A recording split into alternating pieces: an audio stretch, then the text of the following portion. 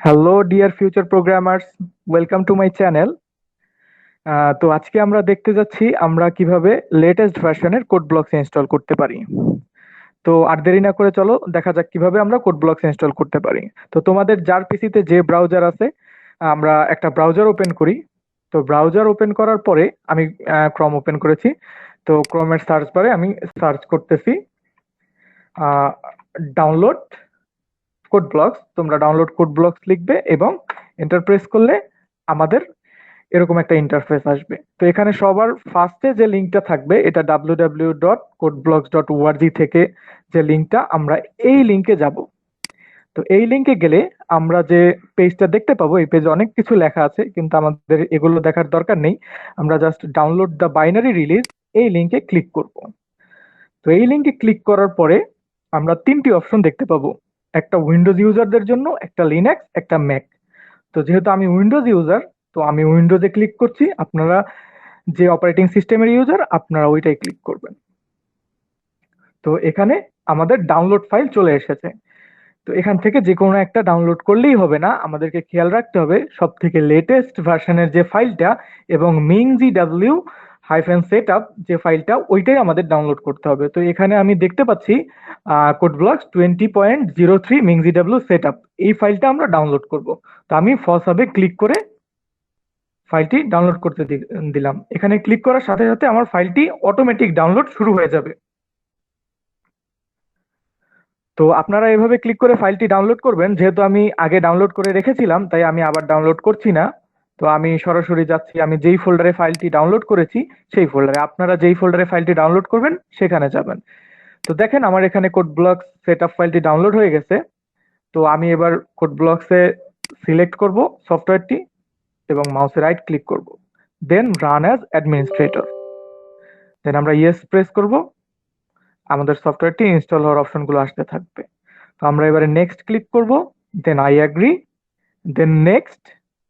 দেন আমরা এখানে চেক করব যে আমরা কোন ডিরেক্টরিতে সফটওয়্যারটি ইনস্টল করছি। তো আমরা অবশ্যই সব সময় আমাদের সি ড্রাইভে সফটওয়্যারটি ইনস্টল করব প্রোগ্রাম ফাইলস এর ভিতরে। তো ডিরেক্টরিটি চেক করা হলে আমরা ইনস্টল। তো আমাদের সফটওয়্যারটি ইনস্টল হওয়া শুরু হয়ে গিয়েছে। তো দেখা যাক সফটওয়্যারটি ইনস্টল হোক, ততক্ষণ আমরা ওয়েট করি। তো আমাদের ফাইলটি ইনস্টল হয়ে গেছে। তো ইনস্টল হওয়ার পরে আমাদের সামনে এরকম একটি অপশন আসবে, do you want to run code blocks now. আমরা কি এখন কোড ব্লকস সফটওয়্যারটি ওপেন করতে চাচ্ছি কি চাচ্ছি না। তো যেহেতু আমরা কোড ব্লকস নতুন ইনস্টল করলাম একটু চেক করে দেখি ঠিকভাবে কাজ করছে কিনা। তো আমি ইয়েস দিলাম। তোমরা যদি ওপেন করতে না চাও নো দিলেও কোনো প্রবলেম নেই। এরপরে আমি নেক্সট এবং ফিনিশ দিয়ে আমার ইনস্টলেশন প্রসেসটা কমপ্লিট করলাম। তো আমার স্ক্রিনে কোড ব্লক সফটওয়্যারটি ওপেন হয়ে গেল। তো এবারে আমরা একটা সি প্রোগ্রামের জন্য নতুন একটা ফাইল নেই, একটা এমটি ফাইল। তো এখানে আমরা একটা সি এর সিম্পল একটা কোড লিখব।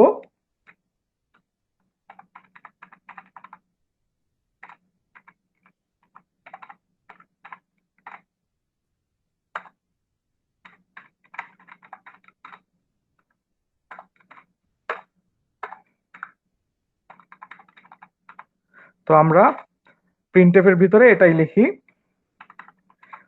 Code blocks installed.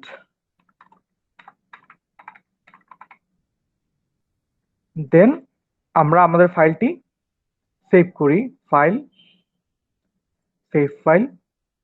তো